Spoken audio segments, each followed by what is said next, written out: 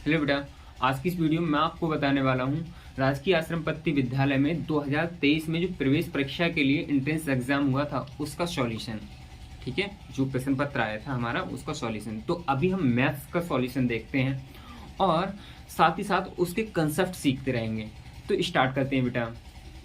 तो पहला हमसे क्वेश्चन ये कह रहा है कि कौन सा युग्म अभाज्य युग्म है। कहने का मतलब आपको हर ऑप्शन में दो दो संख्याएं दे रखी हैं।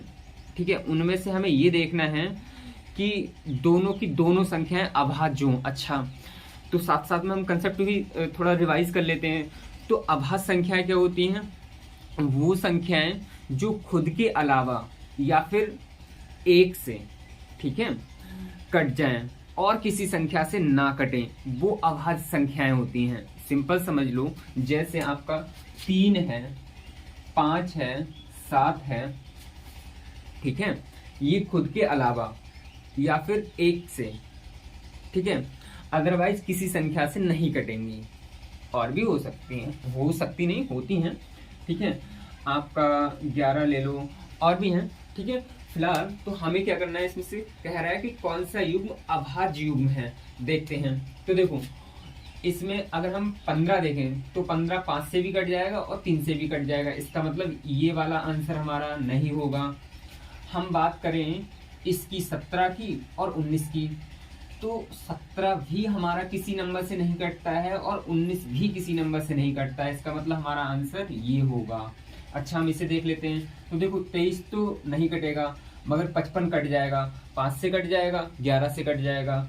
ठीक है, तो इसका मतलब ये भी आंसर नहीं होगा। और इसमें देखें तो देखो, 55 यहाँ भी कट जाएगा, तो ये भी आंसर नहीं होगा। हमारा आंसर बी होगा। ठीक है। अच्छा बेटा, सेकंड क्वेश्चन हमसे ये बोल रहा है -11 का योज्य प्रतिलोम क्या है। -11 का योज्य प्रतिलोम क्या है? तो सिंपल समझ लीजिए, योज्य प्रतिलोम का कंसेप्ट क्या है बेटा, कि उन दोनों नंबरों का क्या आना चाहिए, प्लस शून्य आना चाहिए। जैसे यहाँ अगर मेरे पास ए और बी, समझो ए का, सिंपल समझ लीजिए, अगर मुझे ए का योज्य प्रतिलोम निकालना है तो उसका आंसर आएगा -a। सीधी सी बात है। अच्छा, जब -a आएगा तो इसका मतलब ये कि इन दोनों का प्लस 0 आएगा, शून्य आएगा।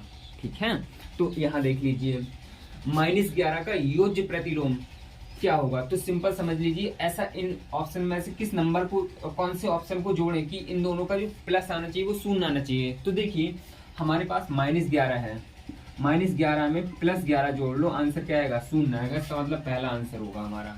ठीक है, अगर -11 ही जोड़ोगे तो कितना आएगा, फिर तो -22 आएगा, आंसर हमारा शून्य नहीं आएगा। ठीक है, तो इसका मतलब आंसर हमारा पहला है। अच्छा, अब हम सीखते हैं थर्ड क्वेश्चन। हमसे बोल रहा है 77 44 का वर्गमूल होगा, मतलब 77 44 का जो वर्गमूल है वो क्या है। तो देखिए, 8 का करेंगे, 8 का वर्ग कितना होता है, 64, नहीं, हाँ सही है, 8 का वर्ग कितना होता है, 64। ठीक है। अच्छा, 88 का देख लेते हैं। तो 88 का करिए, 88 का यहाँ कर लेते हैं। ठीक है, 8 8 64, हासिल लगा 6, फिर 8 8 64 और 8 8 64, 64 + 64 128, 128 में ये जोड़ लो, ये कितना हो जाएगा, 134, 13 कैरी, फिर 8 8 64, ये कितना हो जाएगा, 7 7। यानी कि हमारा जो आंसर होगा बेटा वो बी होगा। ठीक है, 88 का वर्ग करोगे तो 77 44 आएगा। ठीक है बेटा, ठीक है। ऐसे हमने ऑप्शन से क्वेश्चन को सॉल्व कर लिया। बाकी आपको इसे याद रखने की जरूरत नहीं है, आप वर्गमूल और वर्ग निकालना जानते होंगे। अगर नहीं जानते, मैं सिंपल बता देता हूँ। अगर आपको निकालना है वर्ग, जैसे मान लो अगर तुमसे कहे 3 का वर्ग निकालो, तो 3 का स्क्वायर करिए, इसका मतलब ये हुआ 3 की आपस में 3 से ही गुणा, आंसर कितना आएगा, 9 आएगा। ठीक है, और अगर मैं ये कहूँ 4 का स्क्वायर, तो कितना आएगा, 4 × 4, 4 चौक 16 आएगा। ठीक है बेटा। बट अगर ये कहे कि 4 का वर्गमूल निकालो, तो वर्गमूल का मतलब उस पर स्क्वायर रूट चढ़ा दीजिए, और स्क्वायर रूट चढ़ाने पर हम क्या करते हैं, इसके फैक्टर कर लीजिए, इसके फैक्टर कर लीजिए, मतलब गुणनखंड कर लीजिए, और जोड़ा के रूप में अगर जो भी संख्या बनती है उससे बाहर निकाल लीजिए एक को, तो ये आंसर आ गया। 4 का वर्गमूल कितना होगा, 2। तो ठीक है बेटा, इस टाइप से हो गया हमारा। अब हमसे कह रहा है 53 का स्क्वायर और 54 के स्क्वायर के बीच कितनी प्राकृतिक संख्या होंगी। एक टाइप से प्राकृतिक संख्याएं पूछ रहा है 53 के स्क्वायर में से और 54 के स्क्वायर में से। तो सिंपल समझ लीजिए बेटा, इसका कंसेप्ट मैंने शॉर्ट में यहाँ लिख रखा है। अगर हमारी दो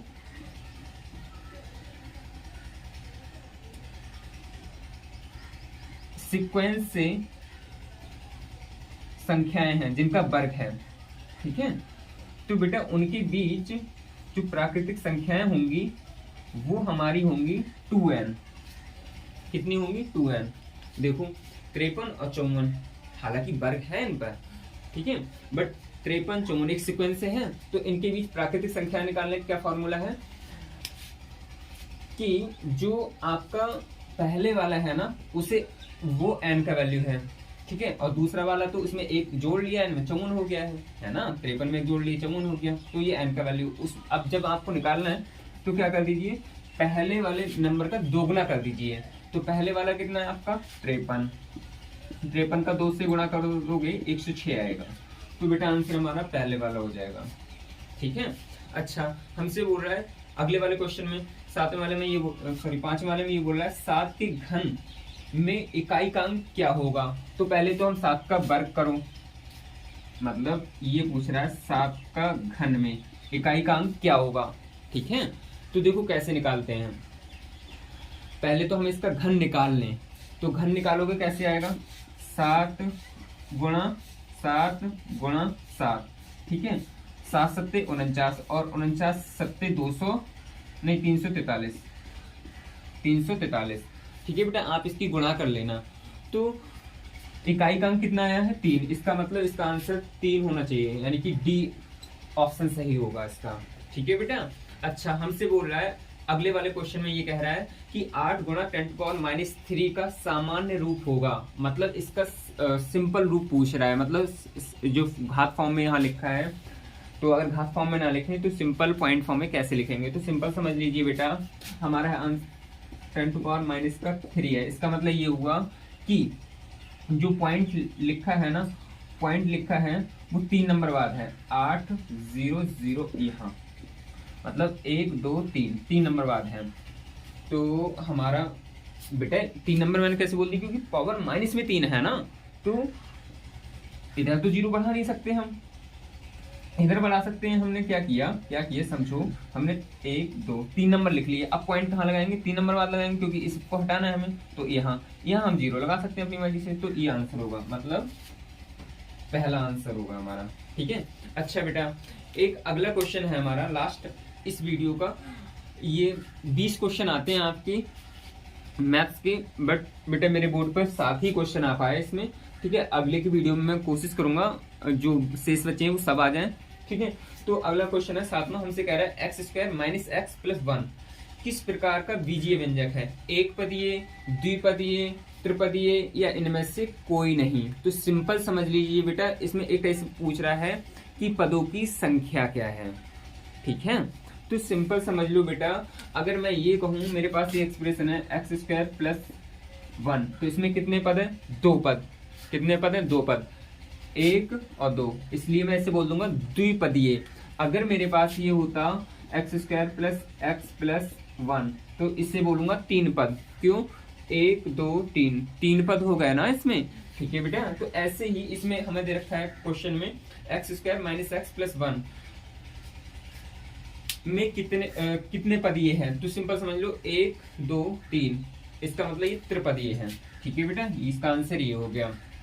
तो बेटा अगले आपके पास कितने मेरे क्वेश्चन कितने बचे इस प्रश्न पत्र के, तो अभी हमारे पास 7 ही हुए हैं, मतलब 13 क्वेश्चन बाकी हैं। कोशिश करेंगे अगले की वीडियो में वो सभी क्वेश्चन आ जाएं, और बेटा अभी 2-3 घंटा में वो भी वीडियो आ जाएगी। फिर मैं आपको हिंदी का पोर्शन भी कराऊंगा इसका, बाकी कई सारे पोर्शन हैं इसके, वो सब कराना है और बाकी बच्चों की भी कराना है, ठीक है बेटा।